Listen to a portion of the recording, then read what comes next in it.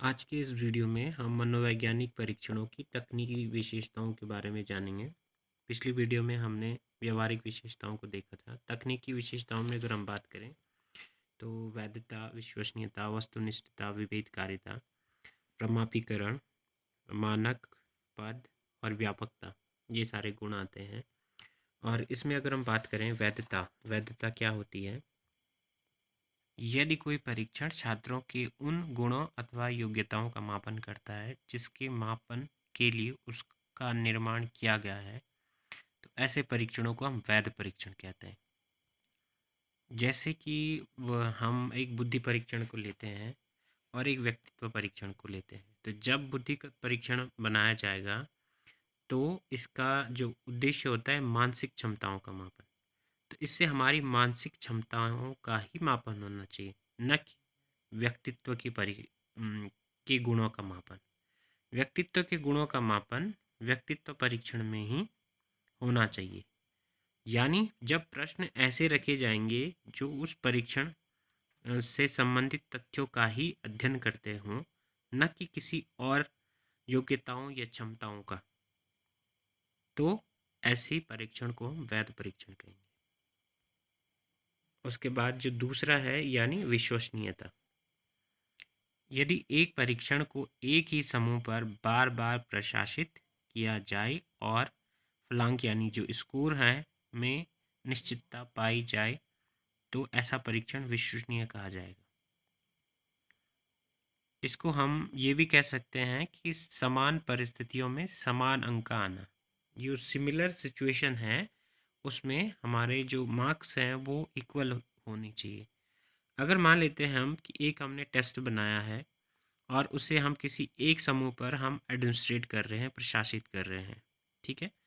तो हमने इस परीक्षण को फर्स्ट टाइम दिया और इस समूह को दिया, और जो प्राप्तांक प्राप्त हुए हैं, और दूसरी बार भी हम इसी परीक्षण को इसी समूह को देते हैं, फिर प्राप्तांक हमें कुछ प्राप्त होते हैं, तो दोनों प्राप्तांकों में समानता होनी चाहिए। ऐसा नहीं होना चाहिए कि टेस्ट को हमने एक बार दिया, सेम सिचुएशन थी, सेम कंडीशन थे, सेम कैंडिडेट थे और उनका स्कोर कुछ काफ़ी कम है और दूसरी बार में बिल्कुल बहुत ही अति ज़्यादा हो जाएगा। तो ऐसी परिस्थिति में जो प्रश्न पत्र है उसकी विश्वसनीयता खत्म होती है। यदि कोई एक स्टूडेंट है हमारे पास और उसका हम इंटेलिजेंस टेस्ट लेना चाहते हैं, तो उसको जो फर्स्ट अटेम्प्ट में आईक्यू आया है 101, तो दूसरे अटेम्प्ट में भी उसका 100 जो आईक्यू है वो आना चाहिए। ऐसा नहीं होना चाहिए कि दूसरी बार उसका आईक्यू क्या बोलते हैं 70 80 या मोर देन 140 से अबव हो जाएगा। तो जब ऐसा होगा तो जो क्वेश्चन पेपर है उसकी विश्वसनीयता जाएगी, यानी इक्वल मार्क्स आने चाहिए। अगला है वस्तुनिष्ठता। वस्तुनिष्ठ परीक्षण वह है जिसका मूल्यांकन करते समय दो या दो से अधिक परीक्षकों का निर्णय समान रहता है। अब एक स्टूडेंट है हमारे पास और हमने उसका एग्ज़ाम लिया है और जो इस एग्ज़ाम की कॉपी है किसी एक टीचर के पास जाती है। उसके बाद वही उसने कुछ अंक दिए हम उस बच्चे को, वही कॉपी दूसरे टीचर को जाती है और वो उसने भी कुछ अंक दिए। तो हमारा स्टूडेंट तो एक ही है और इवैल्यूएटर दो हो गए। तो अगर एक टीचर ने भी उस बच्चे को 5 मार्क्स दिए और दूसरे ने भी 5 मार्क्स दिए, तो यानी जो क्वेश्चन पेपर है उसमें ऑब्जेक्टिविटी है, ठीक है। और आपने ऐसा देखा होगा कि ऐसी जो कंडीशन आती है जब सेम अंक रखता है स्टूडेंट, तो वो होते हैं हमारे वस्तुनिष्ठ प्रश्न। तो वस्तुनिष्ठ प्रश्नों में जो भी एक या एक से ज़्यादा इवैल्यूएटर आएंगे तो इक्वल मार्क्स रखते हैं। तो यानी इसमें हमारी ऑब्जेक्टिविटी बनी रहती है। वहीं अगर लॉन्ग आंसर टाइप के बात करते हैं तो इनमें ऑब्जेक्टिविटी नहीं होती है। अगर बच्चे ने अच्छे से अच्छा लिखा है, बहुत अच्छा आंसर लिखा है, तो एक टीचर उसको 5 में से 4.5 रख सकता है और दूसरा टीचर 4 रख सकता है। तो अगर आधा नंबर का भी डिफरेंस आ रहा है तो ये ऑब्जेक्टिविटी प्रश्न है, ठीक है। यानी हमारी आत्मनिष्ठता आ जाती है दीर्घ उत्तरीय प्रश्नों में। उसके बाद है विभेदीकरण। यदि परीक्षण छात्र छात्राओं की उपलब्धियों के आधार पर बुद्धिमान, सामान्य और अन्य छात्र छात्राओं में अंतर स्पष्ट कर देता है तो ये विविधकारिता है। कोई एक क्लास है और उसमें अलग अलग तरीके के स्टूडेंट होते हैं, इंटेलिजेंस भी होते हैं, एवरेज होते हैं, बिलो एवरेज भी होते हैं। तो जब हमारा जो क्वेश्चन पेपर है वो ऐसा बनाए कि इन बच्चों के मार्क्स ज़्यादा होने चाहिए, जो इंटेलिजेंस बच्चे हैं एवरेज के थोड़ा उनसे कम होने चाहिए। ऐसा नहीं होना चाहिए कि हमारा एक बहुत अच्छा स्टूडेंट है जो अधिकतर कार्यों में बेहतर कार्य करता है और आपके क्वेश्चन पेपर में उसके मार्क्स काफ़ी कम आ गए, या फिर इन दोनों सभी बच्चों के एक जैसे समान अंक आ जाते हैं, तो ये एक सही परीक्षण नहीं है। सबके सब सारे बच्चों का समान अंक आना ये नहीं है, क्योंकि हर क्लास में विभिन्नता पाई जाती है और वो उनके स्कोरों में भी आनी चाहिए।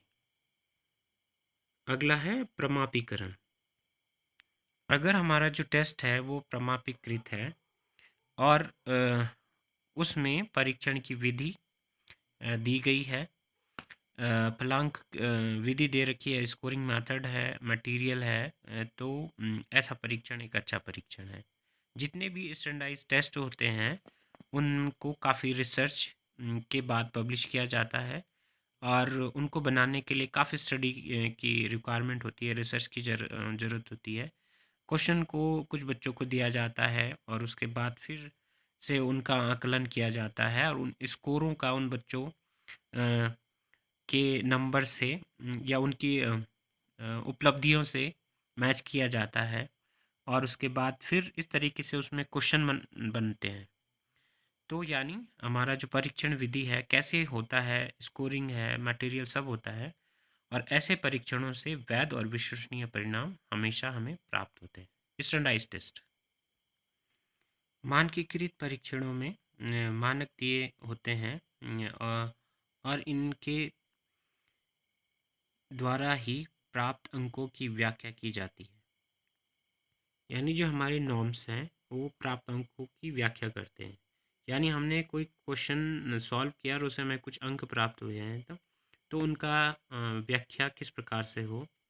जैसे कोई एक स्टूडेंट है, हम उसका आईक्यू निकालना चाहते हैं, इसके लिए हम टेस्ट लेंगे। तो कौन सा टेस्ट लेंगे? इंटेलिजेंस टेस्ट लेंगे और उसमें कुछ क्वेश्चंस होते हैं और उन क्वेश्चन से बच्चे को कुछ अंक यानी स्कोर प्राप्त होते हैं।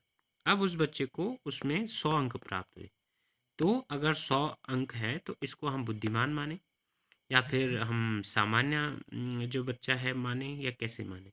तो जो हमारा इंटेलिजेंस टेस्ट है उसके मैनुअल में दिया गया होगा कि नॉर्म्स ये है, मानक ये है कि जो 100 अंक प्राप्त करने वाला बच्चा है वो सामान्य वर्ग में आएगा। तो ये है नॉर्म्स। उसके बाद हम बात करते हैं पद की, यानी आइटम।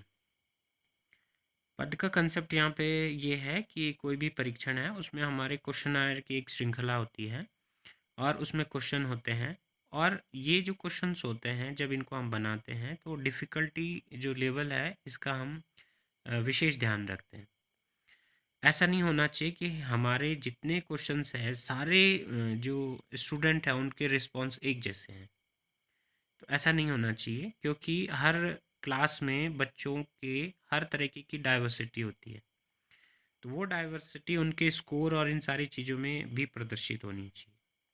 तो यानी हम बात करते हैं जो क्वेश्चन रखते हैं इंटेलिजेंस टेस्ट की ही मैं बात कर रहा था, तो जो डिफ़िकल्टी लेवल है उसका अगर हम ध्यान नहीं रखेंगे तो जो बुद्धिमान बच्चा है वो हमारे टूल के अकॉर्डिंग नहीं निकल पाएगा। तो ये हमारे आइटम्स। लास्ट है हमारा व्यापकता, कॉम्प्रिहेंसिवनेस। कहने का मतलब ये है कि अगर हमारा कोई भी मनोवैज्ञानिक परीक्षण है, उस परीक्षण या उस प्रकरण से संबंधित जो विभिन्न पक्ष हैं, आयाम हैं, उनका आकलन होना चाहिए। अगर बुद्धि परीक्षण की बात करते हैं तो बुद्धि से संबंधित जितनी भी विशेषताएं होती हैं, चाहे वो नंबर एबिलिटी है, वर्बल एबिलिटी है, फ्लुएंसी है, या फिर रीजनिंग है, इन सब का आकलन होना चाहिए।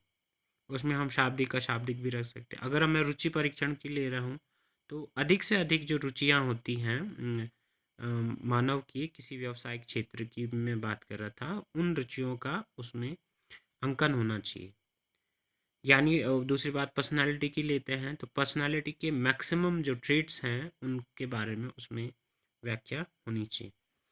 तो इस प्रकार से अगर हम देखते हैं तो ये हमारा टॉपिक पूरा होता है और तकनीकी जो विशेषताएं हैं उनका हमने देखा। ये जो हमने व्यावहारिक विशेषताएं लिखी है इससे प्रीवियस वीडियो में हमने डिस्कशन किया है, आप उन्हें देख सकते हैं, इसकी डिटेल है। तो ये है, ठीक है, धन्यवाद देखने के लिए, थैंक्स।